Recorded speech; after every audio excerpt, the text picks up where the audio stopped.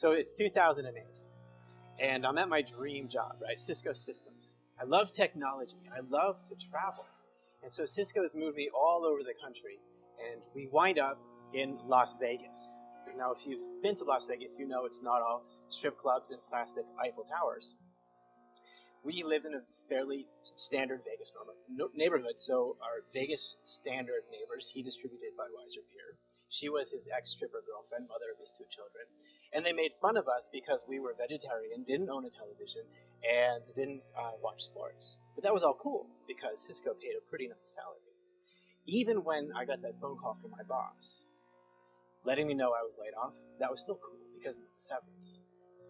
And I was very quickly recruited by a Cisco partner up here in Portland, Oregon. Now, we loved Portland because there were other vegetarians who didn't own TVs or watch sports. So it was great. It was like heaven. And this was all great and well and good. But 6 months later, I get that phone call again that I'm laid off. And it was then that it hit me hard. I fell into a really deep and dark depression for being laid off twice in 6 months. I would go for walks in the woods and sort of stare off into space. That overwhelming sense of helplessness and hopelessness was unbearable. But I've always been an early adopter of social media. In fact, I started the Cisco Systems LinkedIn group in 2007. It now has 64,000 members. I trained my MBA class on LinkedIn in 2006, and they thought I was nuts. And I got to travel all over the country, all over Asia, meeting my LinkedIn contacts. And so I with all this newfound free time, right, when you're laid off, I began to combine my passion for social media with all of this job search training that I had gotten as an MBA grad. And what ended up happening was I was landing job interviews. By combining these two things, I began to regain control, but it was too early for me emotionally. So there I was at these job interviews. I remember one interview I had. The guy asked me if I had management experience. I said, sure. I'm married. I have a kid. Does that count? I was wasting my time. I was wasting everyone's time.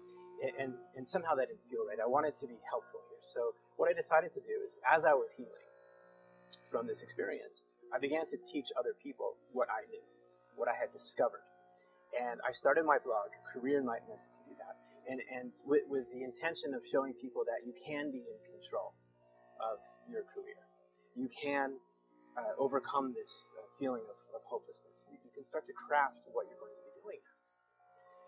Because there's a huge problem with unemployment discrimination. 80% of companies actively discriminate against unemployed people. So people who are unemployed, who are trying to get jobs, are working on a very big disadvantage to people who are just transitioning from one job to another. 80% of companies actively do this. So as I began to train job seekers all over the Portland area, I was getting phone calls like, I got hired, or I got found because of these tweaks that we made together on my LinkedIn profile. And so this started to grow, and it became a business that I was running. And I felt that there was something more, that there was a wave that I was riding, that there were more people I could be helping. And so I thought that there was a book, and I had met someone who worked at Wiley. And I wrote him an email. This is not how you write a book proposal. Don't try this at home. But the idea was that there's something here. I have content that's really going to appeal and be very timely. A few months later, I got a reply, to my happy surprise, from the senior acquisitions editor at the For Dummies Group.